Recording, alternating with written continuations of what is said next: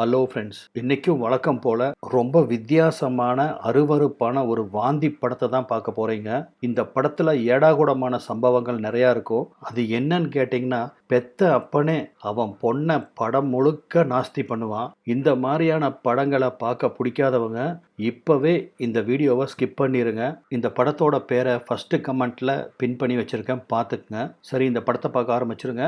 அதுக்கு முன்னாடி வழக்கம் போல நான் சொல்லிக்கிறதா, இந்த வீடியோவுக்கு ஒரு லைக் போட்டுட்டு பார்க்க ஆரம்பிச்சிங்கன்னா இந்த மாதிரி வித்தியாசமான படங்களை தேடி பிடிச்சி கொண்டு வரதுக்கு எனக்கு அது ஒரு மோட்டிவேஷனலாக அமையும். படத்தோட ஆரம்பத்திலே நம்ம அழகிய ஹீரோயின் லைலாவை காமிக்கிறாங்க. காலையில் தூங்கி எழுந்திரிச்ச உடனே பல்லு விளக்குவா, காலை கடன்லாம் முடிச்சுட்டு போய் வீட்டை சுத்தம் பண்ணுவா, அதுக்கப்புறமா பிரேக்ஃபாஸ்ட் சமைப்பா. அப்படி வேலையெல்லாம் செஞ்சு முடிச்சுட்டு அக்கடான்னு சோஃபாவில் உட்காந்து நகம் கட் பண்ணுவா அல்லது நெயில் பாலிஷ் அடிப்பா. எதையாவது ஒரு வேலையை பண்ணிட்டு இருப்பா. இது இவளோட அன்றாடம் வேலை.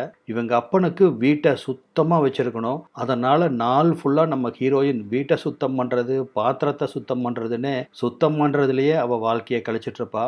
அப்படி இன்னைக்கு சுத்தம் பண்ணி முடிச்சுட்டு அப்பாவும் பொண்ணும் வெளியே ஒரு ஹோட்டலில் போய் சாப்பிட்றாங்க. 2 பேரும் நல்லா மூக்கு முட்டை சாப்பிட்றாங்க. அதுக்கப்புறம் பொண்ணு என்ன பண்ணுறான்னா, சாப்பிட்டு முடிச்சோடனே எந்திரிச்சு நேராக பாத்ரூம்குள்ளே போய் கைவிட்டு சாப்பிட்டது எல்லாத்தையும் வாந்தி எடுக்கிறா. அடமூதி, இதுக்கு எதுக்கு சாப்பிடணும் அப்படின்னு தானே கேட்குறீங்க.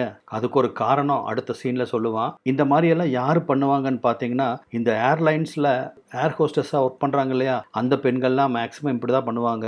அவங்க பிடிச்ச ஐட்டத்தை சாப்பிட்ருவாங்க. அதுக்கப்புறம் பாத்ரூம்குள்ளே போய் கைவிட்டு வாந்தி எடுத்துருவாங்க. ஏன்னு கேட்டிங்கன்னா, அவங்க ஒரு குறிப்பிட்ட வெயிட்டுக்கு மேலே போயிட்டாங்கன்னா அந்த ஏர் ஹோஸ்டஸ் ஜாபு அவங்களுக்கு பறி போயிடும். எடையை தக்க வச்சுக்கிறதுக்காக இந்த மாதிரி வாந்தி எடுப்பாங்க. அப்படி நம்ம ஹீரோயின் வாந்தி எடுத்துட்டாலா, 2 பேரும் சாப்பிட்டு முடிச்சு காரில் வீட்டுக்கு திரும்புகிறாங்க. அந்த சமயத்தில் அந்த அப்பங்காரன் என்ன பண்ணுறான்னு பாருங்க. பொண்ணு நல்லா ஏற்றி துணி போட்டிருக்கா. அதனால் பளிங்கு போல் அவள் தொடையெல்லாம் தெரிய, அதுக்கு நடுவில் கார் ஓட்டிகிட்டு இருந்த அப்பனோட கை போய் விளையாடுது. காருக்குள்ளே வச்சே அந்த நோண்டுவான். வீட்டுக்கு வந்தா சும்மா இருப்பானா? வந்ததும் அவளை மெத்தையில தள்ளி சும்மா சாப்பிட்டதுக்கு அதிகமாக புடின்னு பிடிப்பான். இந்த பொண்ணு ஒன்று வெறுப்பாலாம் அவங்க கூட நடந்துக்கிறது இல்லைங்க. இவ்வளோ விரும்பித்தான் பண்ணுறா. அதுக்கப்புறம் மத்தியானம் ஓய்வு நேரத்தில் அவங்க அப்பாவுக்கு நெயில் கட் பண்ணி விடுவான். 2 பேரும் ஹால்லேயே படுத்து தூங்குவாங்க. திருப்பி எப்போ கண்ணு முழிக்கிறாங்களோ அப்பவும் அவளை அவன் புடின்னு பிடிப்பான். அட பரதேசி, இதுக்கு நீ வேற ஒரு கல்யாணம் பண்ணி அவளை பிடிக்கலாமேடா. அன்னைக்கு ஒரு நாள் அப்படிதான் காலங்காத்தால பொண்ணு மூஞ்சி தூக்கி வச்சு உட்காந்துருக்கிறா. அப்பனும், இப்போ என்ன சொல்லிட்டேன் நீ மூஞ்சி தூக்கி வச்சுட்டு இருக்கிற? இப்படி மூஞ்சி தூக்கி வச்சுட்டு இருக்கிறதா இருந்தா என் பக்கத்தில் உட்காராத, எந்திரிச்சு போ அப்படின்னு கத்தவும் பொண்ணு எந்திரிச்சு போய் சமையல் ரூம் ஓரமாக போய் நின்றுக்கிறா. நீ வேற ஒரு பொம்பளை கூட கள்ள தொடர்பில் இருக்கிறியா அப்படின்னு அப்பனை பார்த்து கேட்கவும், ஆமாம் இருக்கிறேன், அதுக்கு என்ன, நான் ஆம்பளை அப்படித்தாண்டி இருப்பேன், உனக்கு என்ன அதில் பிரச்சனை அப்படின்னு அப்பன் கோவப்படுறான். அப்போ நம்மளோட உறவுக்கு என்ன மரியாதை, நான் இதை ஏற்றுக்க முடியாது அப்படின்னு பொண்ணு திட்டவட்டமாக கோவமாக சொல்லவும், எந்திரிச்சு வந்தவன் அவளை பலார்னு ஒரு அப்பப்பறான். என்னடி ரொம்ப அதிக பிரசங்கித்தனமாக பேசிகிட்டு இருக்கிற? காலையில் எந்திரிச்சம்மா, வீட்டை சுத்தம் பண்ணம்மா, எனக்கு சமைச்சு போட்டம்மா, நான் கூப்பிடும் போதெல்லாம் வந்தம்மா அப்படின்னு இருக்கணும். இந்த தேவையில்லாத பேச்செல்லாம் பேசின முகர பிஞ்சிரும் அப்படின்னு சொல்லிட்டு அழுதுட்டு இருக்கிற பொண்ணை சமையல் ரூம்லேயே வச்சு திரும்பவும் புடின்னு பிடிக்கிறான். இந்த காட்சியெல்லாம் பார்த்தீங்கன்னா அவங்க 2 பேரும் உண்மையாக பண்ணுற மாதிரியே எடுத்திருப்பாங்க. நம்ம ஹீரோயினும் பாவம் வழியில் கத்துறா. ஆனால் அவன் விடுவானா?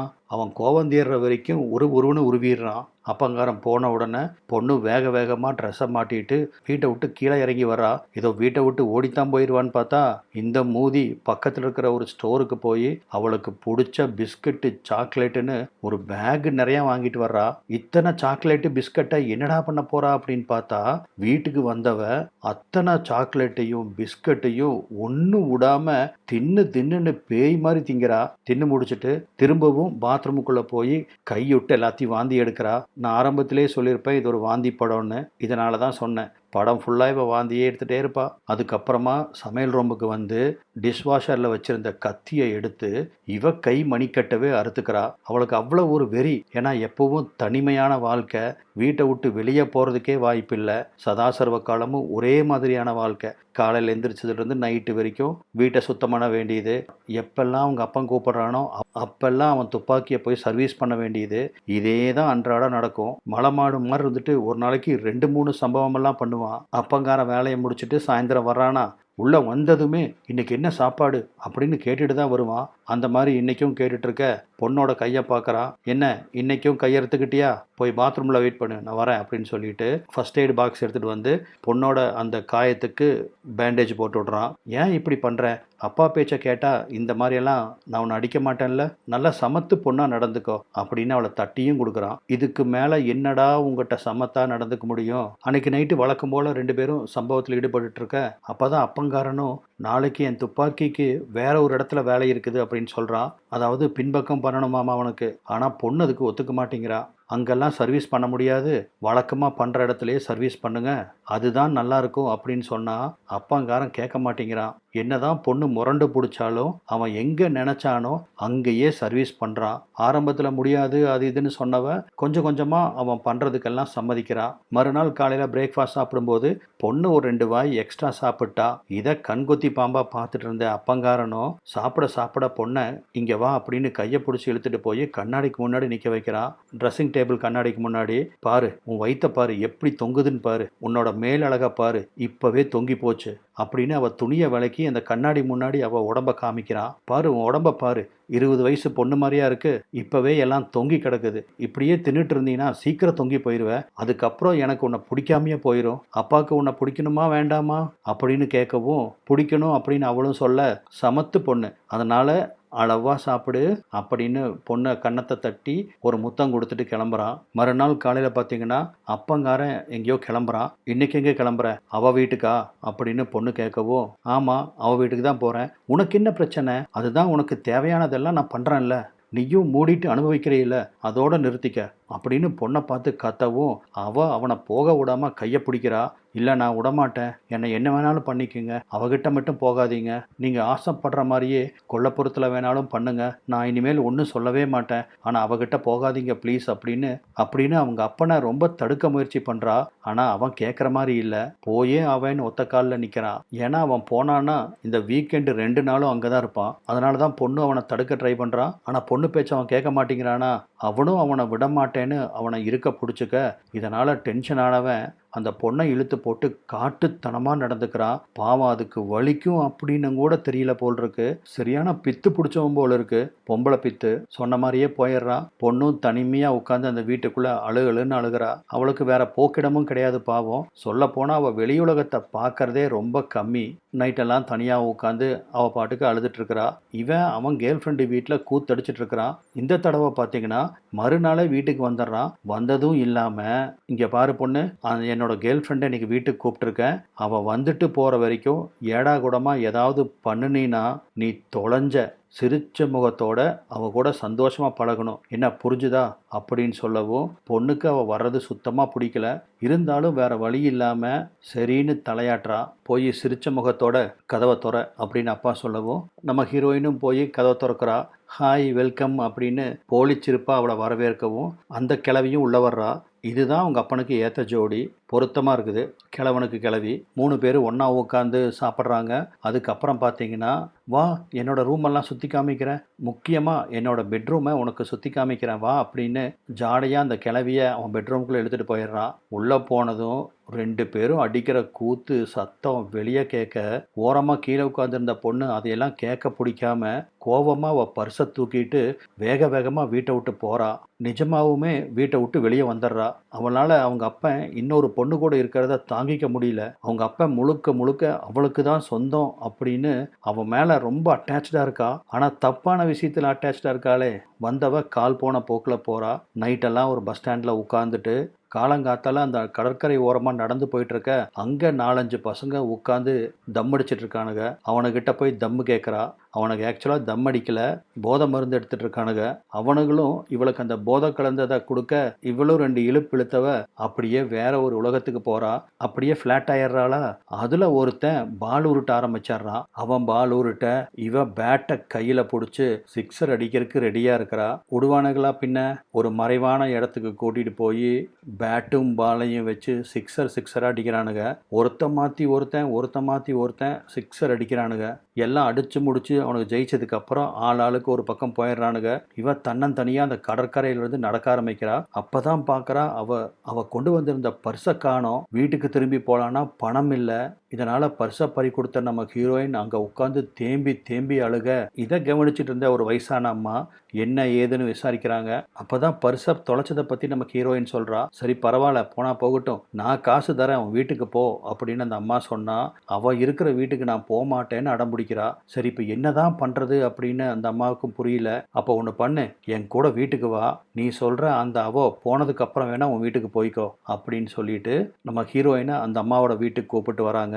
அந்த பசங்க கூட கிரிக்கெட் பால் விளையாண்டதுல அவ துணிமணியெல்லாம் கிழிஞ்சு கிடக்குதா, அதனால அந்த அம்மா ஹீரோயினை வீட்டில் இருக்க சொல்லிட்டு போய் அவளுக்கு ஒரு ட்ரெஸ் வாங்கிட்டு வராங்க.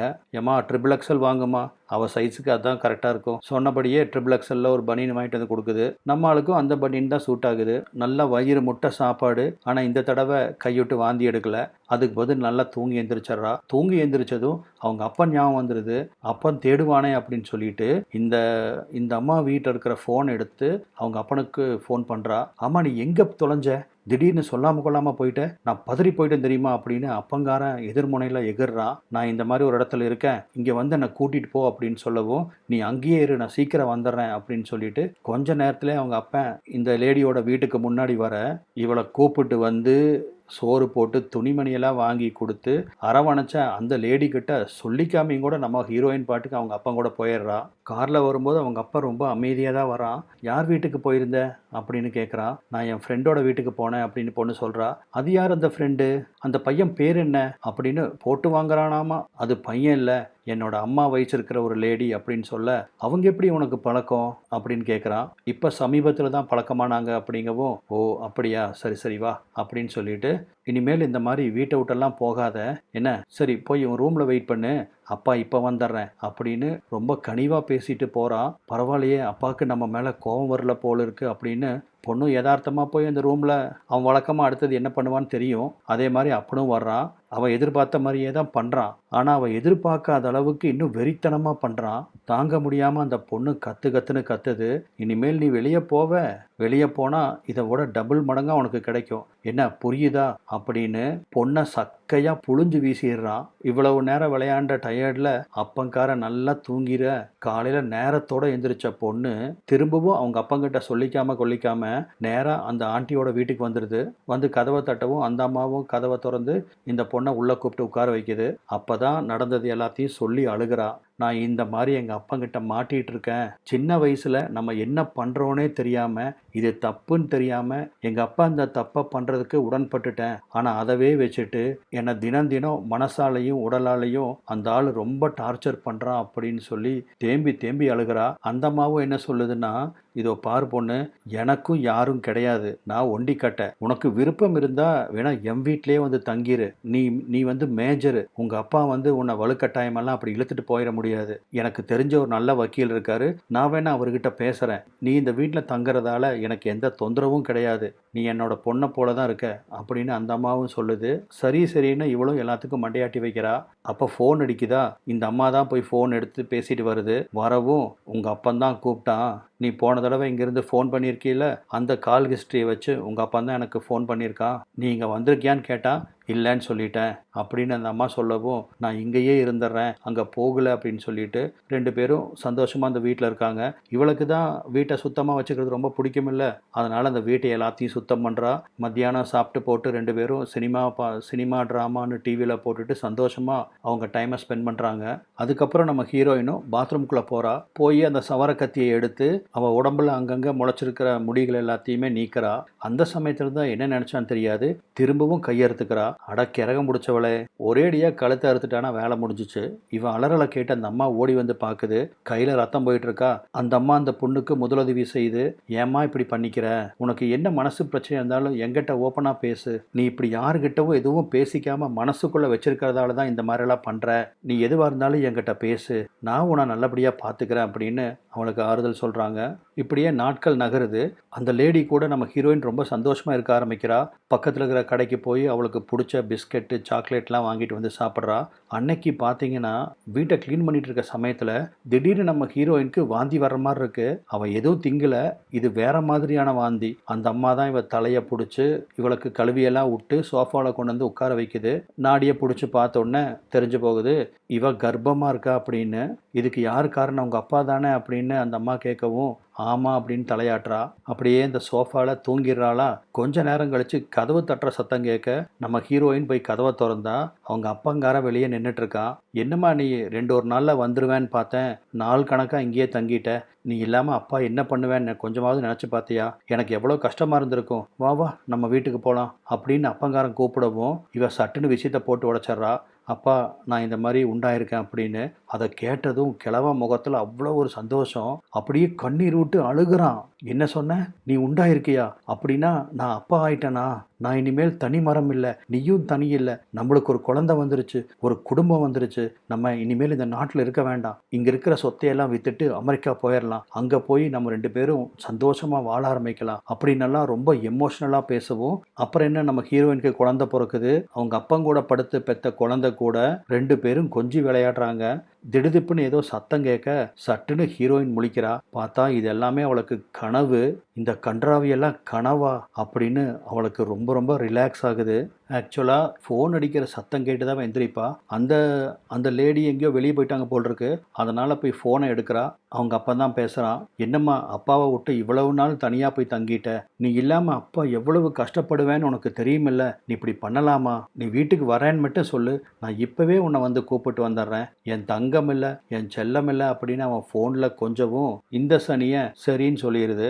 வழக்கம் போல் அந்த லேடி கிட்ட சொல்லிக்காம கொல்லிக்காம அவங்க அப்பா கூட காரில் ஏறி வீட்டுக்கு வந்துடுறா. நீ இனிமேல் வீட்டுக்கே வரமாட்டேன்னு நினச்சிருந்தேன், அந்த கடவுளுக்கு தான் நன்றி சொல்லணும். ஆமாம் ஏன் இவ்வளவு டல்லாக இருக்க அப்படின்னு கேட்குறான். ஒன்றுமில்லை அப்படின்னு அவள் தலையாட்டவும் சரி வா வீட்டுக்கு போகலாம் அப்படின்னு அவளை வீட்டுக்கு கூட்டிகிட்டு போக திரும்பவும் மேலே போய் அப்பாவை பார்க்காதனால டல்லாக இருக்கியா அப்படின்னு கேட்குறான். இல்லை நான் கர்ப்பமாக இருக்கேன் அப்படின்னு அவள் சொல்லவும் இவ கனவு கண்டிருப்பா இல்லையா, இதை கேட்டு அவங்க அப்பா ரொம்ப எமோஷ்னலாக நம்ம அமெரிக்கா போயிடலாம், அப்படி இருக்கலாம் இப்படி இருக்கலாம்னு சொல்லி அழுதுருப்பான் இல்லையா, அதே மாதிரி அழுகிறான். இவளை கட்டி பிடிச்சி அழுதவன் நீ எவ்வளோ அழகாக இருக்க தெரியுமா, உன்னை நான் எப்பிருந்து காதலிக்கிறேன்னு தெரியுமா உனக்கு, ஒரு நிமிஷம் இரு, நீ 2 வயசு குழந்தையா இருக்கும்போது உங்கள் அம்மா உன்னை இடுப்பில் வச்சுருந்துருப்பா, அந்த ஃபோட்டோ கூட நான் தான் எடுத்தேன், அந்த ஃபோட்டோ எப்போ எடுத்தனோ அப்போ இருந்து நான் உன்னை காதலிக்க ஆரம்பிச்சிட்டேன் அப்படிங்கிறான் கேடுகெட்ட கூவை.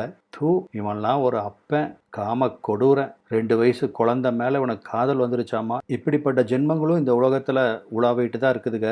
இந்த வார்த்தையை கேட்டதுமே நம்ம ஹீரோயினுக்கு காதில் ஈயத்த காய்ச்சி ஊற்றுன மாதிரி இருக்கு. என்னது 2 வயசில் இருக்கும்போதே என் மேலே காதல் வந்துருச்சா இவனுக்கு அப்படின்னு அதை நினச்சி முதல் முறையாக அருவருப்பு படுறா. இப்போவாவது இந்த மூதேவிக்கு தோணுச்சே, இவ்வளவு கொடூரமானவனா நம்ம அப்பன் அப்படின்னு நினச்சி தேம்பி தேம்பி அழுகிறா. அப்பங்கார ரொம்ப பரவசமாக அந்த ஃபோட்டோவை தேடிட்டு இருக்கான். திரும்பவும் அன்னைக்கு அவளை புடின்னு பிடிக்கிறானா. நைட்டு அப்பங்காரன் தூங்கின உடனேயே அந்த ஆண்டிக்கு ஃபோன் பண்ணி நான் இப்போ வர்றேன்னு தகவல் கொடுத்துட்டு அப்பனுக்கு தெரியாமல் வீட்டை விட்டு கிளம்பி ஒரு கால் டாக்ஸியை பிடிச்சி நம்ம ஹீரோயின் நேராக ஒரு ஹாஸ்பிட்டல் வந்துடுறா.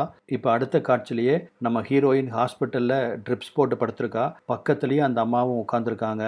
அப்போ இவளை செக் பண்ண வந்த டாக்டர் அந்த அம்மாவை வெளியே இருக்க சொல்லிட்டு இதோ பாருமா உன் வயிற்றை சுத்தம் பண்ணியாச்சு, இனி எந்த பிரச்சனையும் இல்லை, இன்னும் 2 நாளில் நீ பழையபடி ஆயிடுவ, உடம்ப பார்த்துக்கமா அப்படின்னு சொல்லிட்டு போகவும் அப்போதான் நம்மளுக்கு தெரியுது நம்ம ஒரு குழந்தை பெற்றுக்கிட்டா இந்த காம கொடூர அந்த குழந்தையும் விடமாட்டான் அப்படிங்கிறதுக்காக நம்ம ஹீரோயின் ஒரு ஹாஸ்பிட்டலுக்கு வந்து அவள் வயிற்றை சுத்தம் பண்ணிட்டா. பட்டதெல்லாம் நம்மளோட போகட்டும் அப்படின்னு, இனி அந்த பழைய வாழ்க்கைக்கு திரும்பி போகக்கூடாது அப்படின்னு ஒரு புது முடிவோட நம்ம ஹீரோயின் அந்த ஹாஸ்பிட்டல் பெட்ல உட்கார்ந்துருக்கா. இதோட இந்த படம் முடியுது. ஆக்சுவலாக இது நிறைய விருதுகள் வாங்கின ஒரு இஸ்ரேல் நாட்டு படம். இந்த படத்தின் மூலமா என்ன சொல்ல வராங்கன்னா, ஹீரோயின் அப்பன் மாதிரியான கொடூரன்கள் இந்த உலகம் முழுக்க நிறைஞ்சு கிடக்குறாங்க. ஹீரோயின் மாதிரியான அப்பாவி பெண்கள் அவங்ககிட்ட மாட்டிட்டு அந்த கொடூரமான வாழ்க்கையிலிருந்து வெளிவர முடியாம அதை ஏத்துக்கிட்டு வேற வழி இல்லாம வாழ்ந்துட்டு இருக்காங்க. அந்த மாதிரி பெண்களுக்கு ஒரு விழிப்புணர்வு ஏற்படுத்துறதுக்காகத்தான் இந்த படத்தின் மூலமா ஒரு கருத்து சொல்லியிருக்காங்க. அதாவது வெளியே போனா என்ன நடக்குமோ ஏது நடக்குமோ அப்படின்னு பயந்துக்காம துணிஞ்சு வெளியே வாங்க, இவ்வளவு பெரிய உலகத்துல உங்களுக்கு வாழ்றதுக்கு ஒரு வாழ்க்கையா இல்லை அப்படிங்கிறத வலியுறுத்தி இந்த படத்தை எடுத்திருக்காங்க. உண்மையிலேயே இந்த படம் ரொம்ப நல்லா இருந்துச்சு, உங்களுக்கும் பிடிச்சிருக்கும் அப்படின்னு நான் நம்புறேன்.